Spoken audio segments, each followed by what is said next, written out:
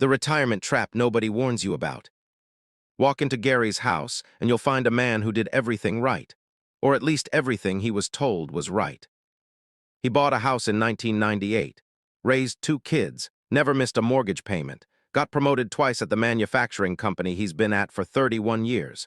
Takes 1 vacation a year, Florida, same rental house, same week in March. His truck is paid off. His lawn is mowed.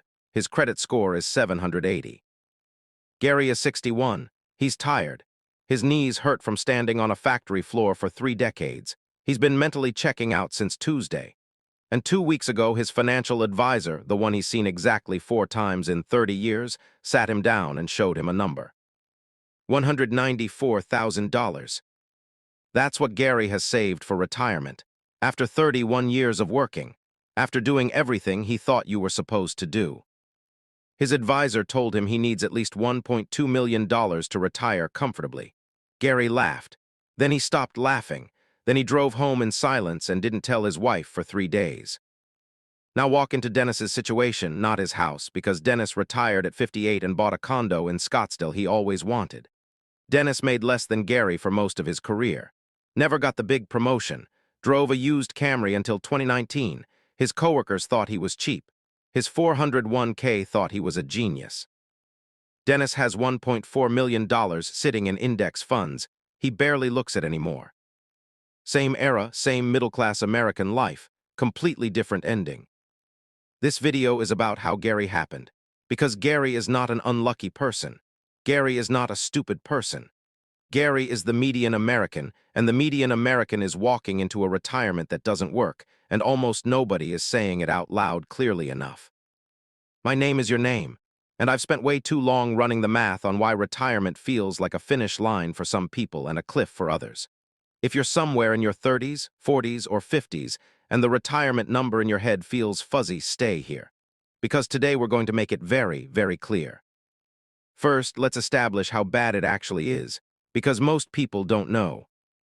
The Federal Reserve's 2024 survey of consumer finances found that the median retirement savings for Americans aged 55 to 64 is $185,000. Not mean, median. Half of people within 10 years of retirement have less than $185,000 saved. The widely cited retirement income target, based on replacing 70–80% of your pre-retirement income, for a median American household comes out to roughly $1.02 to $1.4 million. That's not a gap, that's a canyon. $185,000 at 4% withdrawal rate, the standard safe withdrawal model, generates $7,400 a year, not a month, a year. That's $616 a month from a lifetime of saving. Social Security adds something. The average monthly benefit in 2024 was $1,907. So you're looking at roughly $2,500 a month total for someone who worked 30 years and did what they were told. The MIT Living Wage Calculator puts the living wage for a single adult in most U.S. cities between $3,200 and $4,800 a month. The math doesn't work, and it's not going to fix itself by the time they get there. This is happening to people who made decent money, people who weren't reckless, people who genuinely believed they were on track because nobody ever sat them down and showed them the number clearly until it was almost too late. So how does a person work for 30 years and end up with $185,000? It doesn't happen all at once. It happens through 5 traps so ordinary, so woven into normal American life, that most people never see them as traps at all. Trap 1, they started late and never fully understood what that cost them. Gary started contributing to his 401k at 32, not because he was irresponsible at 22. Because nobody told him the math, and at 22 he had student loans and rent, and a car payment and retirement felt like a problem for a different version of him. Here's what starting at 22 versus 32 actually costs, not in percentage points, in real money. $300 a month starting at 22, growing at 10% until 65, $1.86 million. $300 a month starting at 32, same rate, same endpoint, $678,000. Same contribution, same rate, 10 years difference, $1.18 million gap. That 10 years, where Gary was paying off student loans and figuring his life out, cost him more than $1 million. Not because he spent it, because he didn't let compound interest have it early enough. The brutal truth about compounding is that the first decade does more work than the last 3 decades combined. The money you put in at 22 is infinitely more valuable than the money you put in at 52. And most Americans figure this out at 52. Gary always planned to catch up later. Later came. The math said it was too late to fully catch up. That's not a personal failure, that's just arithmetic. Trap 2, they treated their $401k like a savings account they could borrow from. Gary cashed out a $401k in 2008 when he switched jobs. It wasn't a lot, $22,000. But he paid the 10% early withdrawal penalty, the income taxes on top of it, and then spent the rest on a truck down payment. Here's what $22,000 at 35 years old, left alone until 65 at 10% growth, becomes $384,000. He paid a penalty to convert $384,000 of future money into a truck down payment. The IRS assessed $880 billion in early retirement account withdrawals between 2010 and 2023. That's not a financial statistic. That's a generational wealth transfer from American workers' retirement accounts into current consumption, and the penalty and tax bill they paid to make it happen. Every time someone cashes out a $401k between jobs, takes a hardship withdrawal or borrows against it and doesn't fully repay, they're not just taking money out. They're removing the seed corn, the part that was going to grow. Gary did it once, he doesn't remember the truck. Trap 3, their lifestyle grew exactly as fast as their income. Dennis and Gary both got raises over the years, decent ones. The difference was one thing: what happened in the 90 days after each raise.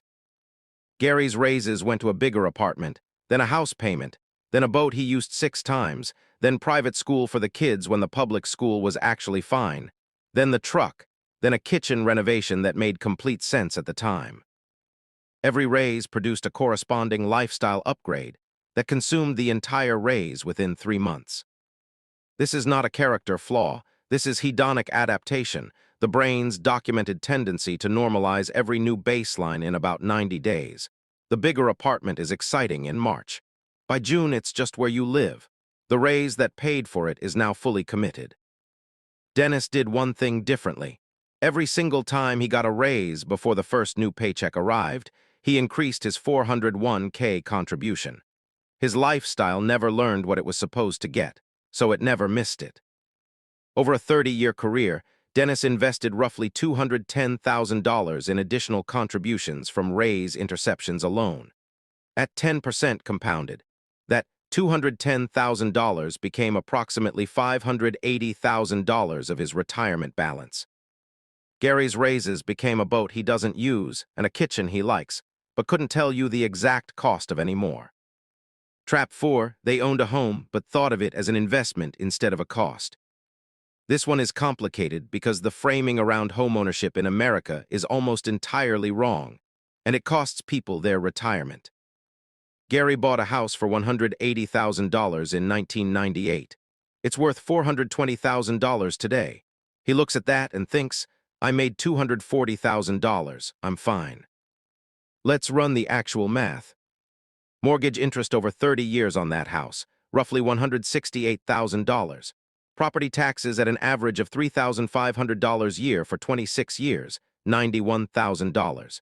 Maintenance and repairs at the standard 1-2% of home value per year, roughly $85,000.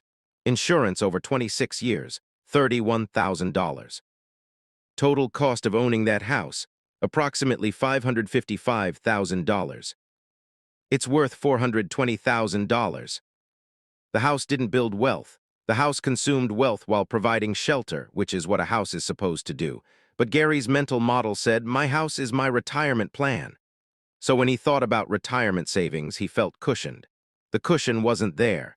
It was equity he could only access by selling his home or taking on more debt.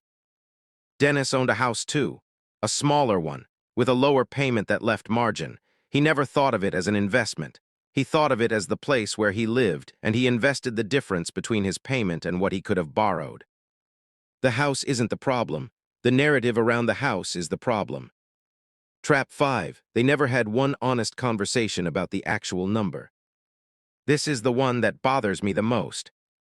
Gary saw a financial advisor 4 times in 30 years. Each meeting lasted 45 minutes. Most of it was paperwork and pleasantries. Nobody ever sat him down and said, "Gary, here is what you actually need. Here is what you actually have. Here is what the gap is right now in real dollars. Here is what it will cost you per month starting today to close it." Nobody showed Gary the cliff until he was close enough to see it himself. A 2023 survey by Northwestern Mutual found 36% of Americans have no retirement savings at all.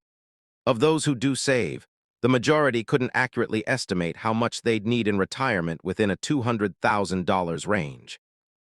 People are driving toward a destination with no map and a foggy windshield, not because they don't care, because nobody handed them the map in plain language and said, "Here's where you are, here's where you need to be, here's the road." The financial industry profits more from complexity than clarity. The more confusing it feels, the more dependent you stay on advisors who charge fees, products that carry commissions, and a system that benefits from your inertia. So what does Dennis know that Gary didn't? Not more. He knew the same things. He just acted on them earlier.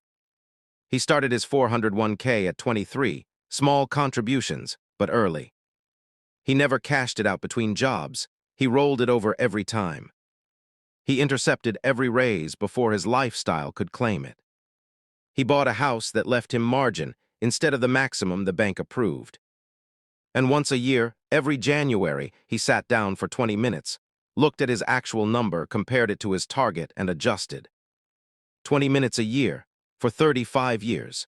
That's 11 hours of active retirement planning across his entire career. $1.4 million. Here's the number that should keep you up at night, and the one that should calm you down. If you're 35 and you have nothing saved, $500 a month starting today at 10% until 65 is $1.13 million. The game is not over. If you're 45 and you have nothing saved, $1,200 a month starting today at 10% until 65 is $916,000. Harder, but possible. If you're 55 and you're looking at a Gary situation, the math is tighter. But a combination of catch-up contributions, downsizing the house, eliminating every non-essential expense, and working 3-4 more years than planned can still change the outcome meaningfully. The worst thing you can do with this information is feel bad about it and close the video. The second worst thing is wait until next month to do anything. The cliff doesn't appear at once, and it doesn't disappear at once either. It moves based on what you do or don't do this month and every month after. Gary is sitting at a kitchen table tonight trying to figure out how to tell his wife the real number. Dennis is in Scottsdale. The condo has a pool. He's reading a book. His phone has one financial app on it, and it shows a number that means he never has to do anything he doesn't want to do again. Same American life, same middle-class salary range, completely different last chapter. The difference wasn't luck, it wasn't income. It was 5 traps that Gary never saw coming and Dennis avoided, one boring decision at a time. If this math hit differently than you expected, like and subscribe. Every week I take a financial topic that feels complicated and run the actual numbers until it makes sense. Drop in the comments what financial question you want me to break down next. I'll make it as clear and unsexy as this one.